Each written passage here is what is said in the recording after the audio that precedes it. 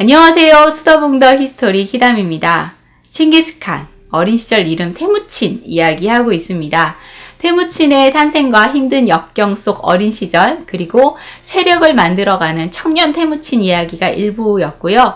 점점 더 큰 세력을 만들어가는 태무친 이야기 이어서 해보도록 하겠습니다. 자무카와 결별해 독립을 하게 된 태무친. 이후 태무친에게 합류하게 된 치엔족은 태무친을 족장으로 천거했고 치엔족 귀족연맹을 다시 결성하게 됩니다. 태무친이 칸으로 이렇게 선출되자 오릴칸도 지지를 했고 태무친의 부족을 재건하는 일은 순조롭게 진행되게 됩니다. 자, 그러던 중 자무카의 동생인 타이차르가 태무친의 말을 약탈해가는 일이 벌어지는데, 이때 태무친의 부하가 감히 우리의 말을 훔쳐가다니 하며 쫓아가서 타이차르를 죽이게 됩니다. 자, 자무카가 너무 분노해서 내 동생 죽인 건 누구야? 죽인 놈 내놔! 라고 했는데 네 동생이 잘못한 거잖아! 거절하며 이것을 거절하게 됩니다. 자, 여기에 화가 난 자무카는 드디어 이 태무친과 한판 할 때가 왔다! 라고 생각을 해서 타이치우드족을 비롯한 13개의 제족을 모았고 태무친 역시 13익을 편입해서 다란바르주트에서 일대 격전을 벌이게 됩니다. 이렇게 태무친은 자무카와 일대 격전을 벌였지만 사실 수적 열세로 패하게 되었고요. 오논강의 제렌의 산골짜기까지 도망치게 됩니다. 사실 이때 태무친은 너무 무참하게 참패를 했고 자무카는 이 남아있던 태무친의 부족들을 모두 이 포로로 끌고 가버렸는데 이것이 바로 그 유명한 13익 전투입니다. 자무카는 70개의 큰 솥을 준비를 해서 데려간 포로들을 모두 집어넣어서 삶아 죽였다고 해요. 그런데 자무카가 이렇게 잔혹한 행위를 하자 야, 뭐 그렇게까지 하냐 라면서 그걸 지켜보던 많은 사람들의 분노를 샀고, 이때 이렇게 잔인한 사람과 함께 할 수는 없다며 오히려 많은 부족들이 자무카를 떠나서 태무친의 세력 쪽으로 이동하는 그런 일이 벌어집니다. 그래서 사실 태무친은 전투에는 패배했지만 또 세력과 명성에는 크게 타격을 입지 않는 이상한 상황이 된 거죠. 1195년 타타르족이 금나라 변경을 침범하는 일이 벌어져요. 타타르족은 그동안 금나라에게 계속 협조를 했었는데 이 금나라가 점점 힘이 약해지자 이렇게 오히려 금나라를 침범하게 된 거죠. 금나라 황제는 대장 완인양에게 타타르 부족을 공격하게 하는데요. 자, 이때 태무친도 아버지의 원수를 갚을 기회가 오게 됩니다. 태무친은 오릴칸과 연합해서 이 금나라를 도와 타타르족을 크게 물찌르게 되는데 이때 많은 물자를 또 획득하게 되고 금나라로부터 상까지 받게 됐고 모든 부족을 통치해라라는 뜻의 자우티후리로 봉해지게 됩니다. 금나라로부터 이렇게 지위를 인정받는 것은 굉장히 공식적인 인정을 받는 일이어서 태무친은 이때부터 지위가 확실히 굳혀졌다라고 할 수 있어요. 그리고 토릴칸도 왕으로 봉해져서 이때부터 토릴칸을 옹칸이라고 불렀기 때문에 우리도 옹칸이라고 호칭하도록 하겠습니다. 태무친은 옹칸이 되신 것을 축하드립니다 라며 전리품을 옹칸에게 바치면서 우호적인 관계를 유지합니다. 그러던 와중 또 1201년 자무카가 또 태무친의 성장을 그냥 두고 볼 수 없죠. 타이치우드족과 메르키드족, 타타르족, 그리고 또 저 서쪽에 있던 나이만족까지 연합을 해서 태무친과 옹칸의 연맹을 습격하게 됩니다. 그런데 전투가 벌어지던 날 휘몰아치는 광풍과 함께 눈보라가 이 자무카의 연합군을 강타하게 됩니다. 제대로 싸워보기도 전에 병사들은 눈앞이 깜깜해지고 사람과 말이 뒤엉켜서 절벽 아래로 떨어지고 서로 밟혀 죽고 얼어 죽게 되죠. 할 수 없이 에르군네 강으로 대피한 자무카는 이게 날씨 탓이지 동맹군 탓이 아니잖아요. 그런데 너희들 왜 이렇게 제대로 싸우고 힘도 못 써! 하며 막 화를 내면서 동맹군으로 온 부족들을 잔인하게 막 죽이는 일을 벌이자 마지막 지지 세력마저 완전히 붕괴를 하게 됩니다. 자, 그러면서 이 전쟁은 태무친이 승리를 해서 12년 전의 패배를 서력하게 되죠. 이 전투에서 얻은 건 이뿐이 아니에요. 이 전투에서 아주 중요한 사람, 그러니까 테무친, 칭기스칸의 사선봉 중 한 명인 제베를 얻게 됩니다. 전투 중에 테무친에게 화살이 날아들어서 이 말이 맞는 일이 벌어지는데 전투가 끝난 다음 포로들에게 화살을 쏜 자가 누군지 물어보죠. 그런데 이때 질과다이라는 애가 바로 접니다! 라고 손을 들어요. 하지만 전 잘못한 게 없습니다. 모시던 족장을 위해서 최선을 다한 것 뿐이니 저의 죽음과 삶을 마음대로 정하십시오. 하지만 늑대들은 우두머리가 사라지면 다른 우두머리에게 몸을 의탁합니다. 만약 저에게 삶의 기회를 한 번 더 주시면 적을 토벌하라 라고 얘기를 하셨을 때 온 세계의 시작부터 끝까지 추격해서 단단한 바위 같은 적이라도 가루로 만들겠습니다 라는 말을 한 거예요. 테무치는 야 저놈 봐라 용기가 대단한데 당당하게 말하는 그 모습 좋다 라고 생각을 해서 그의 글을 받아들이게 됐고요. 그에게 새로운 이름도 내립니다. 날쌘 화살이라는 이름의 제베라는 이름인 거죠. 제베는 역사상 단기간에 여러 나라를 순식간에 점령한 신화 같은 일을 만들어낸 인물로 전투의 기제이자 충성심의 표상이 됩니다. 그런데 오랜 협력을 하다 보니 테무친과 옹칸 사이에도 서로 갈등이 벌어지기 시작합니다. 옹칸은 강력한 세력을 갖추고 있긴 했지만 테무친보다 좀 결단력도 약하고 안목이 부족해서 다른 사람 말에 잘 흔들리고 또 이익을 잘 따지는 좀 욕심이 많은 그런 경향이 있는 인물이었어요. 사실 테무친은 옹칸의 동생이 자리를 넘볼 때 그 목숨을 구해주고 칸의 위치도 되찾아주고 또 많은 전리품까지 줬었으니까 굉장히 충성을 다한 편이었어요. 근데 그런데 비하면 옹칸은 승리를 해도 전리품을 늘 혼자 차지하고 또 연합작전을 벌일 때는 이 테무친의 부대를 버리고 그냥 가버리는 바람에 테무친의 부대를 위험에 빠뜨린 적도 있기도 했었어요. 그럼에도 불구하고 테무친이 계속 충성을 다하니까 옹칸은 테무친을 믿고 자신의 양자로 삼고 사실 자신이 죽은 이후에 후계자로 삼으면 어떨까라는 생각까지 하게 된 거예요. 그러니까 당연히 친아들인 샘굼의 입장에서는 화가 날 만도 하죠. 그래서 이 옹칸과 테무친을 이간질 시키기 시작합니다. 아버지 테무친 그렇게 믿는 거 아니에요. 테무친이 딴 마음 먹는다니까요. 라면서 계속 이간질을 시킨 거죠. 그리고 이때 또 자무카가 세력을 잇고 옹칸에게 복속되어 있었는데 샘굼과 자무카가 손을 잡고 이 옹칸과 테무친의 사이를 더욱더 벌리게 만들죠. 샘굼은 테무친은 입으로는 아버지라고 말하지만 그 생각이 딴 데 있다니까요. 그를 믿으면 안 돼요. 반드시 그를 죽여서 나중에 화를 없애야 된다니까요 하며 아버지에게 끊임없이 얘기를 합니다. 그런데 이때 테무친이 그 옹칸님 제 맏아들 주치 아시죠? 그 주치랑 옹칸님의 손녀를 결혼시켜주는 게 어떨까요? 라고 얘기를 했는데 이때 옹칸이 거절을 해요. 왜냐하면 주치가 테무친의 친아들이 아닐 수 있기 때문이죠. 자, 그러자 두 사람은 서로 더 사이가 벌어지게 되고요. 자, 이렇게 되자 옹칸은 그래 테무친의 세력이 너무 커진 건 맞아. 이러다가 내 자리까지 위협받으면 안 되지 라며 테무친을 치기로 마음먹고 1202년 테무친의 청혼을 허락한 것처럼 꾸며서 연애에 참석하러 온 테무친을 죽이려는 음모를 꾸미게 됩니다. 이때 자무카도 합세해서 이 테무친을 죽이려고 하죠. 그런데 이때 이 계획을 엿들었던 말지기, 바다이와 키실릭이 기습 직전에 테무친에게 이 사실을 알려줘요.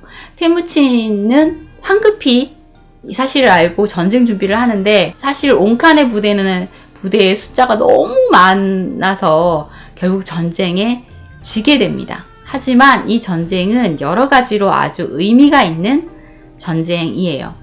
원래 몽골족 전투라는 게 사람 수가 많은 쪽이 이겨요. 왜냐하면 좀 질 것 같으면 나머지 병사들이 말 타고 다 도망가 버리거든요. 그런데 이 전쟁에서 아무래도 질 것 같은 그런 기운이 있었을 때 테무친이 망구트족 전사를 딱 선택을 해서 너 꼭 이 책임을 완수해야 된다 라면서 깃발 하나를 줘요. 그걸 굽타산의 그 언덕에 꼭 꽂아라고 했던 거죠. 그래서 망구트족이 막 산을 기어 올라가서 굽타산 꼭대기에다가 언덕에다가 깃발을 딱 꽂아요.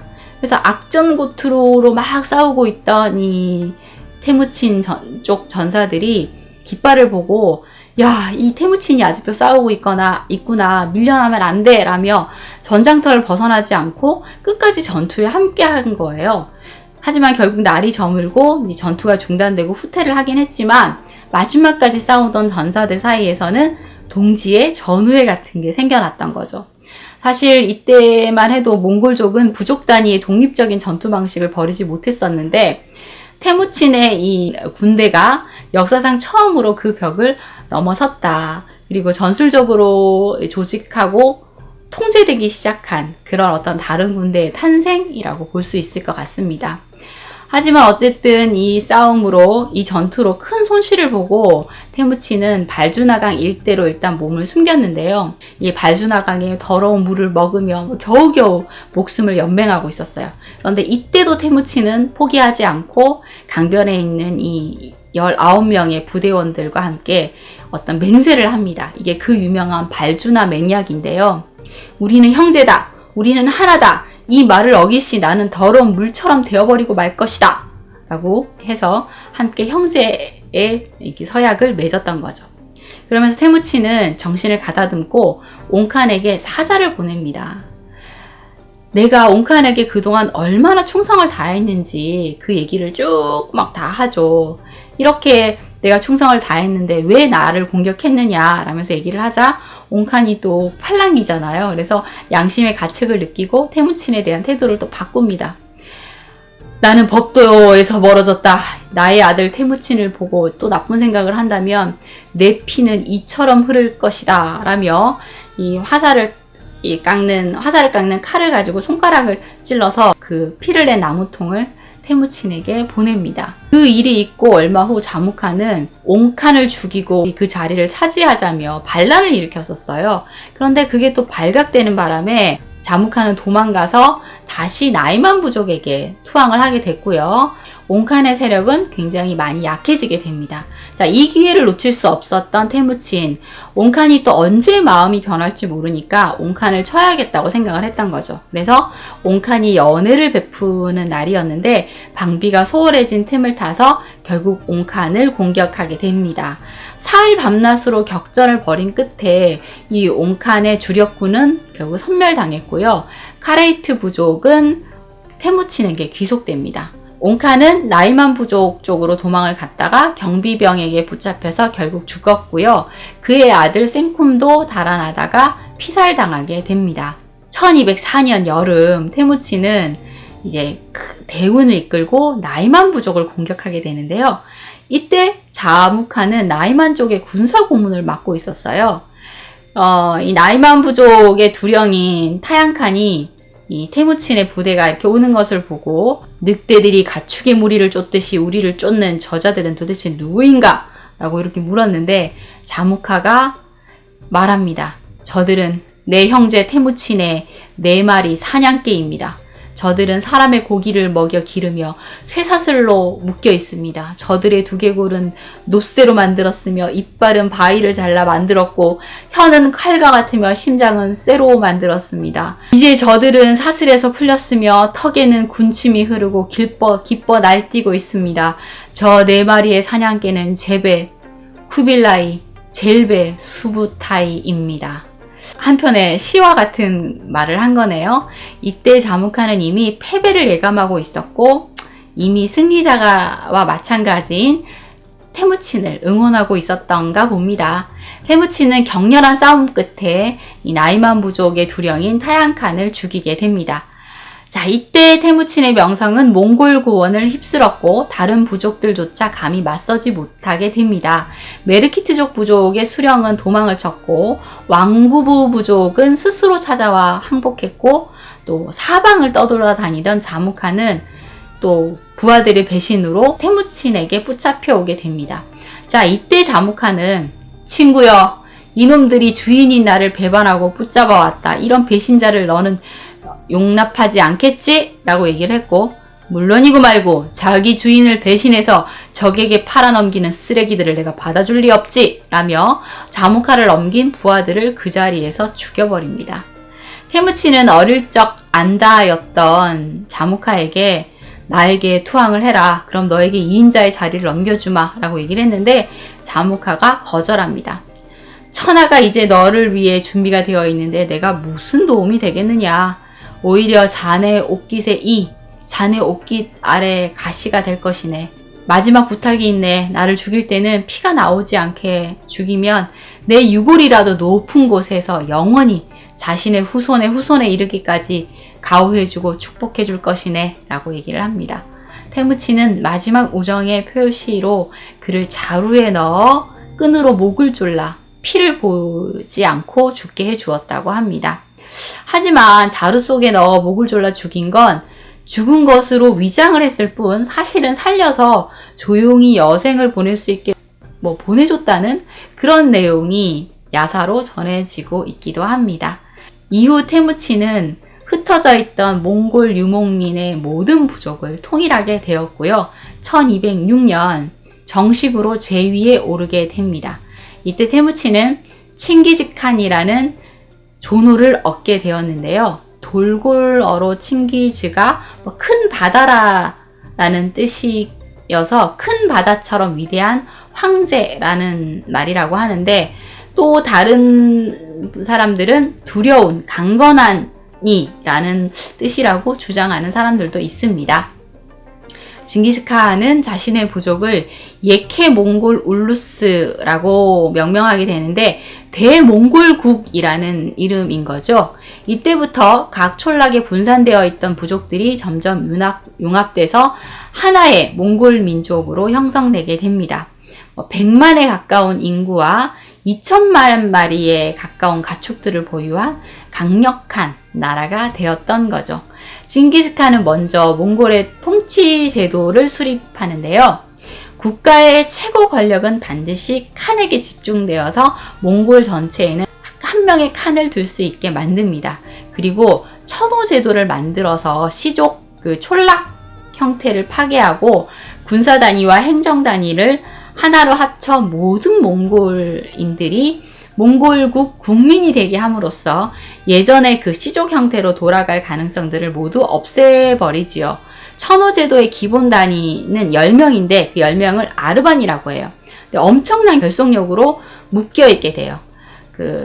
한 번 아르반에 속하게 되면 옮길 수도 없고요. 전투 중에서 그 아르반 중에 한 명이 잡히게 되면 다른 아르반 동료들이 구출해 와야 돼요.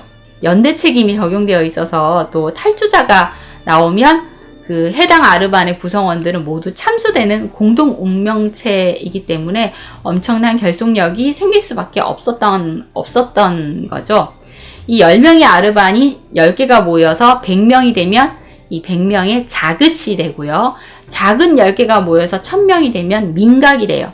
또 민각 10개가 모여서 다시 10,000명이 되면 10,000명의 투맷이 되는 이 천호제도는 그래서 엄청난 결속력을 가질 수밖에 없던 거죠. 그리고 캐식택이라는 데칸의 춘위대를 만듭니다. 이 춘위대는 귀족 자제들 중에서 엄선해서 선발을 하는데 이게 일종의 인지를 잡아두는 효과도 있는 거죠. 귀족의 자제들이 이 칸에게 잡혀있는 그런 상황이니까요. 캐식택이 되는 건 이후 굉장히 영광스러운 일이 되었다고 합니다. 그리고 몽골군은 연락병 체계가 굉장히 잘 갖춰져 있는데 그 잠이라고 하는 역참제도가 있는데 50km마다 말 400마리를 준비해 두고 있었어요.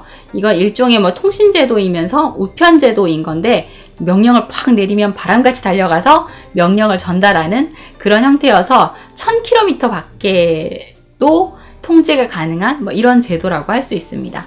그리고 굉장히 강력한 규율을 만들어요.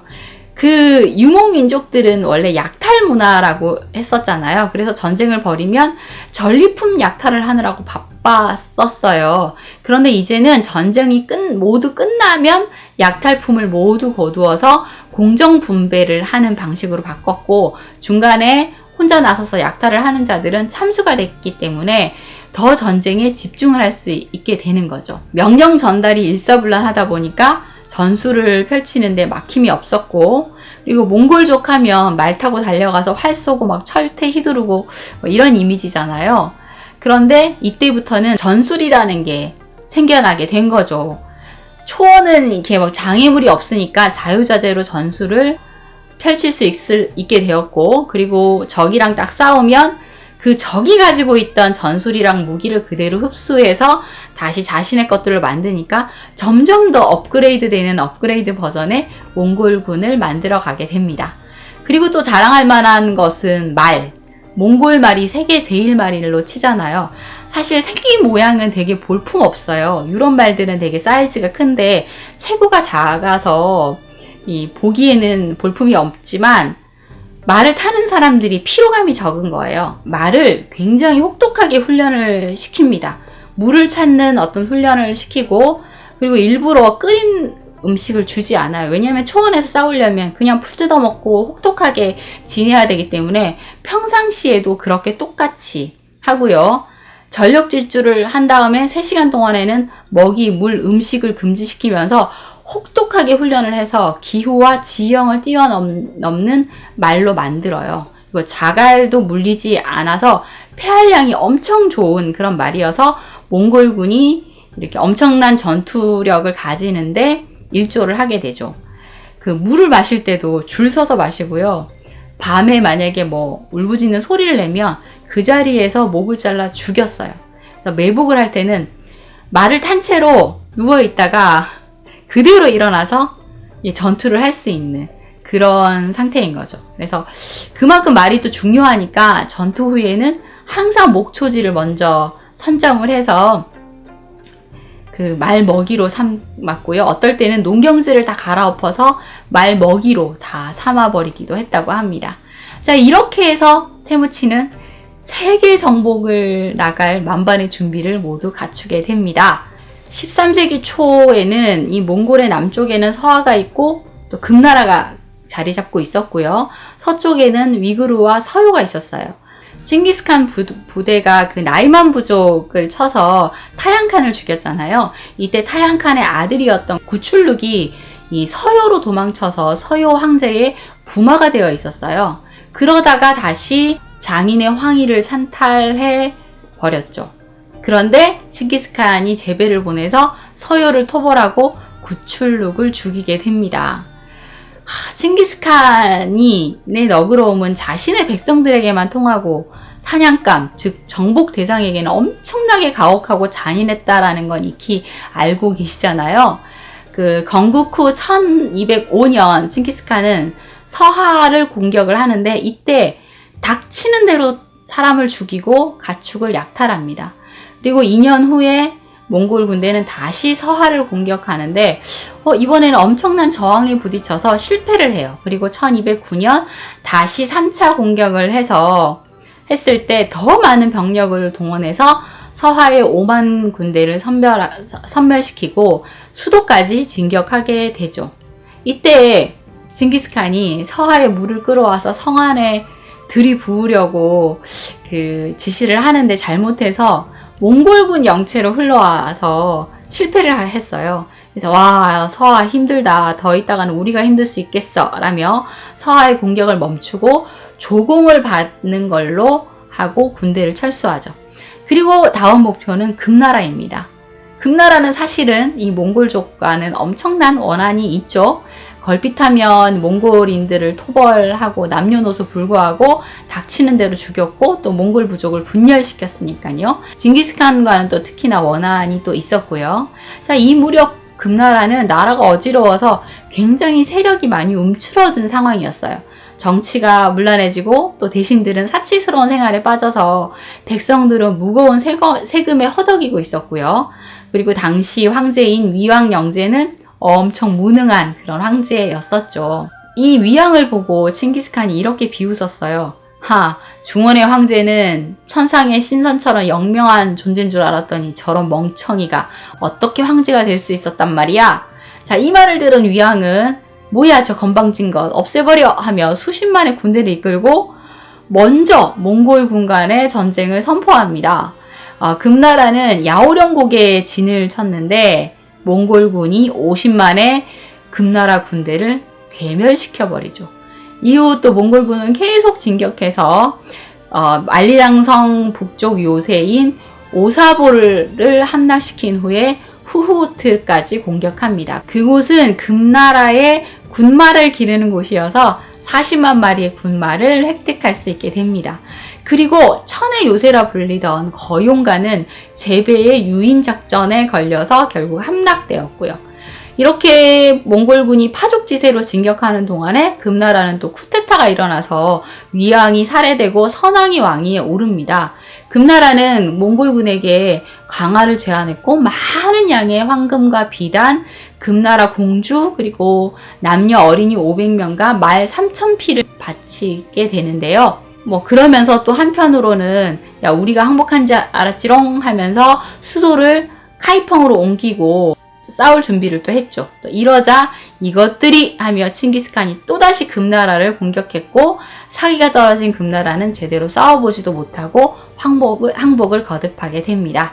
1217년 칭기스칸은 모칼리를 태사국왕으로 임명해서 계속 나머지 일은 네가 알아서 해 하며 금나라 정벌하는 일을 맡기게 되는데 금나라도 보통 나라는 아니니까 많은 성이 함락된 상황에서 19년 동안이나 버텼다고 합니다. 자, 여기까지 해서 2부를 마무리하고요. 3부에서 칭기스칸의 나머지 정복 이야기 계속 이어나가 보겠습니다. 서방으로 뻗어나가는 몽골군 이야기 기대해 주세요. 지금까지 수다몽더 히스토리 키담이었습니다. 감사합니다.